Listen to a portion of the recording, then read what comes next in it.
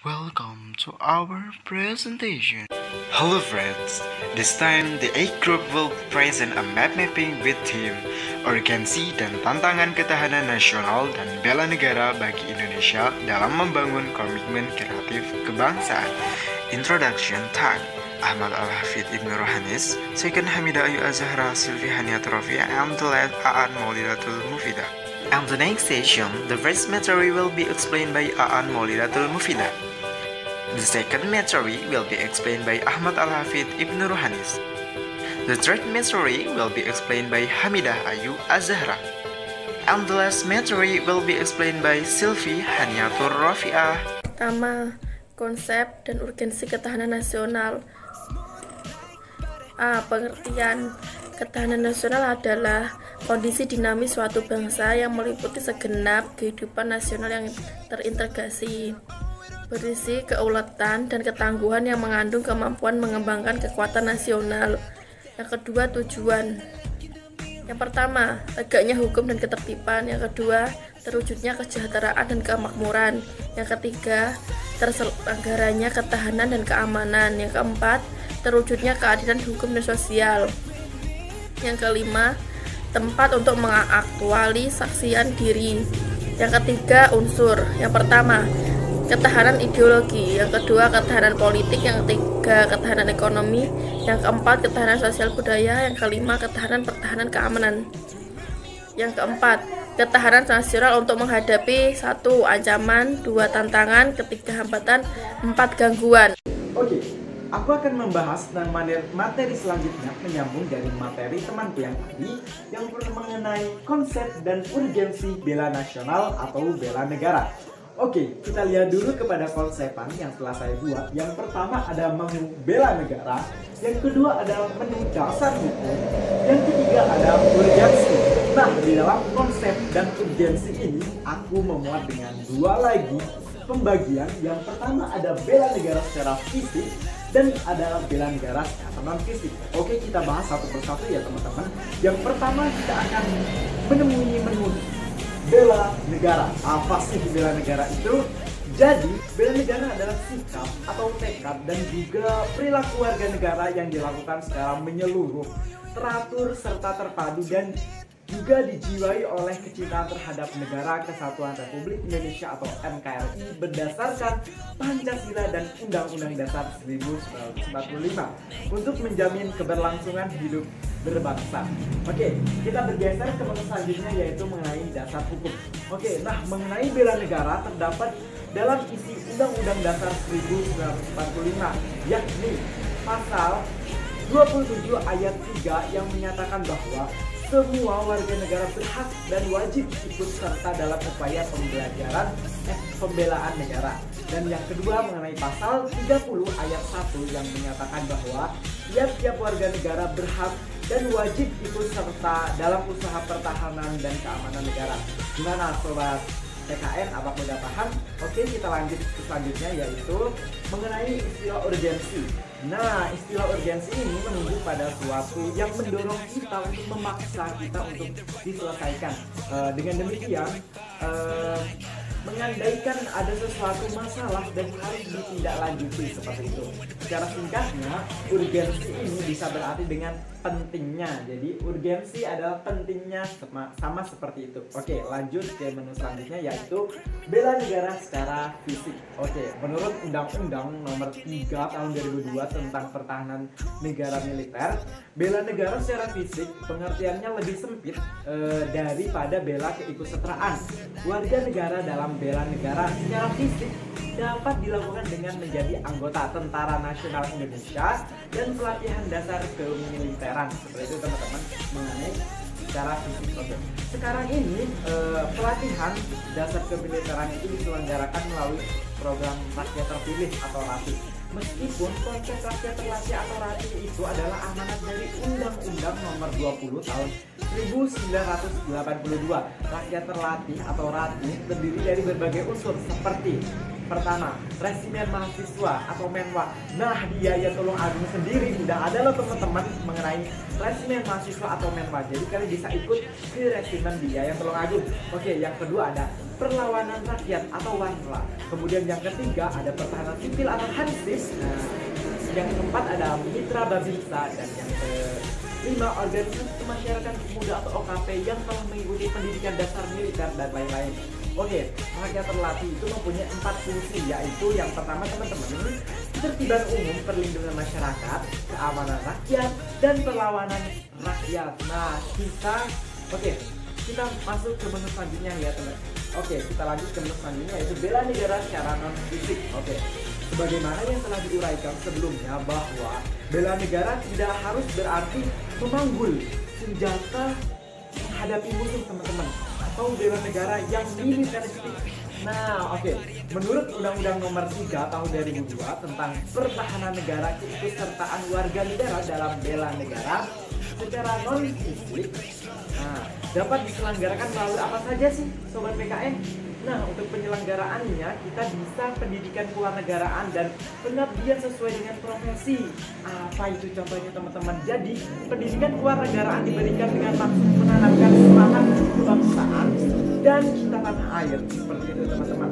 Jadi, pendidikan kewarganegaraan itu dapat dilaksanakan melalui apa aja? Jalur formal, yaitu sekolah atau perguruan tinggi seperti kita menempuh di Universitas Islam Negeri Said Ali sekarang, atau jalur non formal, sosial kemasyarakatan. Nah, dengan demikian dapat disimpulkan bahwa konsep dan urgensi mengenai bela nasional yaitu memiliki kebutuhan yang sangat penting teman-teman, karena merupakan implementasi dan upaya bangsa Indonesia sehingga tidak terjadi perpecahan dalam negara Indonesia demi terjaganya keberlangsungan hidup dan keutuhan negara sesuai dengan dinamika ancaman, tantangan, hambatan, dan gangguan. Seperti itu teman-teman. Dan di sini juga aku kasih simbol Indonesia karena kita wajib membela negara kita sendiri, ikut bela negara baik itu secara fisik ataupun non fisik. Jika kita tidak bisa fisik, maka kita bisa non fisik sesuai dengan profesi kita. Dan kenapa aku menambahkan simbol negara Palestina? Karena Palestina adalah saudara kita, di mana Palestina adalah membantu mengakui Indonesia ketika Indonesia ini merdeka untuk pertama kalinya, dan warga Palestina juga sekarang sedang membela negaranya untuk kemerdekaan. Maka kita sebagai warga negara Indonesia harus membela negara sendiri Indonesia agar tidak terpecah belah dan ikut serta mendukung Palestina agar merdeka. Terima kasih. Selanjutnya akan disambung oleh teman saya mengenai materi selanjutnya. Terima kasih. Jadi saya akan membahas mengenai sumber historis, sosiologis, politik tentang harmoni ketahanan nasional dan bela negara. Nah, secara historis, gagasan tentang ketahanan nasional awal mula pada 1960-an di kalangan militer Angkatan Darat. Pada masa itu sedang meluasnya pengaruh komunisme yang berasal dari negara Uni Soviet dan Cina. Pengaruh komunisme ini menjalar sampai ke kawasan Indochina, sehingga satu persatu Indochina menjadi negara komunis seperti Laos, Kamboja, dan Vietnam. Sejarah keberhasilan bangsa Indonesia dalam menangkal ancaman pengaruh komunisme menjadi inspirasi bagi para petinggi, khususnya para petinggi militer. Pada tahun 1969, lahirlah istilah ketahanan nasional yang intinya adalah keuletan dan daya tahan suatu bangsa dalam menghadapi ancaman. Berdasarkan pada perkembangan tersebut, kita mengenal 3 perkembangan konsepsi ketahanan nasional, yaitu 1. Ketahanan nasional konsepsi 1968, 2. Ketahanan nasional konsepsi 1969, 3. Ketahanan nasional konsepsi 1972. Jadi, menurut ketahanan 1968 dan 1969, ketahanan nasional adalah keuletan dan ketakwaan daya tahan, sedangkan berdasarkan ketahanan nasional konsepsi 1972, ketahanan nasional merupakan suatu kondisi dinamik yang berisi keuletan dan keteguhan. Dengan berdasarkan pengertian tersebut, ketahanan nasional merupakan sebagian kekuatan sebagai penangkal suasana sekarang maupun nanti setelah berakhirnya Perang Dingin, jadi bergeser ke arah non-muslim. Materi 4 yaitu membangun argumen tentang dinamika dan tantangan ketahanan nasional dan bela negara. Pengalaman sejarah bangsa Indonesia telah membuktikan pada kita bahwa konsep ketahanan nasional kita mampu menangkal berbagai bentuk ancaman sehingga tidak berujung pada kehancuran bangsa dan berakhirnya NKRI. Setidaknya, ini terbukti pada saat bangsa Indonesia mampu menghadapi ancaman komunisme pada tahun 1965 dan yang lebih aktual lagi menghadapi krisis ekonomi dan politik pada tahun 1997 sampai 1998. Namun demikian, seperti halnya dengan kehidupan individual yang terus berkembang, kehidupan berbangsa juga mengalami perubahan, perkembangan, dan dinamika yang terus-menerus. Ketahanan nasional Indonesia akan selalu menghadapi aneka tantangan dan ancaman yang terus berubah. Masalah pokok pertama dan ketahanan nasional Indonesia, jika dilihat dari sudut geopolitik dapat dilihat dari 1. Bagaimana menghadapi paham geopolitik negara-negara lain, terutama negara yang mengandalkan power concept dan bertujuan menciptakan kondisi penguasaan dan dominasi. Yang kedua, bagaimana menciptakan hubungan bilateral yang simetris dengan negara-negara lain. Hubungan simetris ini dimaksudkan sebagai hubungan yang didasari motivasi kerjasama saling menguntungkan dan saling menghormati. Dalam arti, duduk sama rata dan tegak sama tinggi. Dalam kenyataannya, tipe hubungan simetris ini sulit dilaksanakan, terutama dalam interaksi dengan negara-negara maju. Sebagai contoh, hubungan bilateral Indonesia dengan negara-negara Eropa dan Amerika Serikat. Hubungan itu pada umumnya bersifat asimetris. Indonesia dianggap hanya berpotensi sebagai negara menengah atau kekuatan regional di mana ekonominya belum begitu kuat dalam persatuan internasional. Indonesia dianggap sebagai negara periferi dalam sistem politik internasional yang dikuasai negara ini, dalam hal ini Amerika Serikat. Ketiga, yaitu permasalahan ketahanan nasional Indonesia terletak pada masalah sengketa perbatasan, pengaturan zona ekonomi eksklusif, Seal Land of Communication atau SLOC, penguasaan sumber kekayaan alam, maupun pengaturan fasilitas atau sarana perdagangan yang mengandung dimensi kepentingan nasional. Baik, selanjutnya adalah materi kelima, yaitu esensi dan urgensi tantangan ketahanan nasional dan bela negara bagi Indonesia dalam membangun komitmen kolektif kebangsaan. Yang pertama adalah esensi dan urgensi ketahanan nasional. Esensi dari ketahanan nasional merupakan kemampuan yang dimiliki bangsa dan negara dalam menghadapi segala bentuk ancaman yang dewasa ini, spektrumnya semakin luas dan kompleks. Hal yang menjadikan ketahanan nasional sebagai konsepsi khas bangsa Indonesia adalah pemikiran tentang 8 unsur kekuatan bangsa yang dinamakan Astragatra. Modul Astragatra merupakan perangkat hubungan bidang-bidang kehidupan manusia dan budaya yang berlangsung di atas bumi ini dengan memanfaatkan segala kekayaan alam yang dapat dicapai dengan menggunakan kemampuannya. Pemikiran tentang Astragatra ini dikembangkan oleh Lemhanas, bahwa kekuatan nasional Indonesia dipengaruhi oleh 8 unsur yang terdiri dari 3 unsur alamiah atau Trigatra dan 5 unsur sosial atau Pancagatra. Unsur atau gatra dalam ketahanan nasional Indonesia tersebut sebagai berikut. Yang pertama adalah 3 aspek kehidupan alamiah di gatra, yaitu yang pertama ada gatra letak dan kedudukan geografi. Gatra letak geografi atau wilayah menentukan kekuatan nasional negara. Yang kedua adalah gatra keadaan dan kekayaan alam. Kekayaan alam dalam suatu wilayah baik kualitas maupun kuantitasnya sangat diperlukan bagi kehidupan nasional. Oleh karena itu, keberadaannya perlu dijaga dan dilestarikan.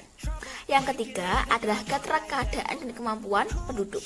Gatra penduduk sangat berpengaruh terhadap upaya membina dan mengembangkan ketahanan nasional. Gatra penduduk ini meliputi jumlah kuantitas, komposisi, persebaran, dan kualitasnya. Selanjutnya adalah 5 aspek kehidupan sosial atau Pancagatra yang terdiri dari yang pertama, gatra politik Gatra politik berkaitan dengan kemampuan mengelola nilai dan sumber daya bersama agar tidak menimbulkan perpecahan, dan tetap stabil dan konstruktif untuk pembangunan.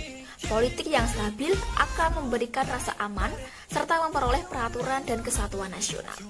Yang kedua adalah gatra ideologi. Gatra ideologi menunjukkan pada perangkat nilai-nilai bersama yang diyakini baik untuk mempersatukan bangsa. Bangsa Indonesia yang bersatu sangat penting untuk mendukung kelangsungan kehidupannya. Dan yang ketiga adalah gatra ekonomi. Ekonomi yang dijalankan oleh suatu negara merupakan kekuatan nasional negara yang bersangkutan terlebih di era global sekarang ini. Bidang ekonomi berperan langsung dalam upaya pemberian dan distribusi kebutuhan warga negara. Yang keempat, gatra sosial budaya atau sosbud. Dalam aspek sosial budaya, nilai-nilai nasional budaya hanya dapat berkembang di dalam suatu aman dan damai. Tingginya nilai sosial budaya biasanya mencerminkan tingkat kesejahteraan bangsa baik fisik maupun jiwanya. Yang terakhir adalah gatra pertahanan dan keamanan atau hankam. Unsur pertahanan keamanan negara merupakan salah satu fungsi pemerintahan negara. Negara dapat melibatkan rakyatnya dalam upaya pertahanan negara sebagai bentuk dari hak dan kewajiban warga negara dalam membela negara. Selanjutnya yang kedua adalah esensi dan urgensi bela negara. Bela negara merupakan perwujudan warga negara dalam upaya mempertahankan dan meningkatkan ketahanan nasional bangsa Indonesia. Bela negara mencakup pengertian bela negara secara fisik dan bela negara non-fisik. Bela negara secara fisik maksudnya yaitu memanggul senjata dalam menghadapi musuh atau secara militer, yaitu dengan cara memanggul senjata, menghadapi serangan atau agresi musuh. Bela negara secara fisik dilakukan untuk menghadapi ancaman dari luar. Sedangkan bela negara secara non-fisik adalah segala upaya untuk mempertahankan negara kesatuan Republik Indonesia dengan cara meningkatkan kesadaran berbangsa dan bernegara, menanamkan kecintaan terhadap tanah air, salah satunya diwujudkan dengan sadar dan taat membayar pajak, serta berperan aktif dalam memajukan bangsa dan negara, termasuk penanggulangan ancaman dan lain sebagainya. Mungkin cukup sekian yang dapat kami sampaikan. Ada kurang lebihnya kami mohon maaf. Wassalamualaikum warahmatullahi wabarakatuh.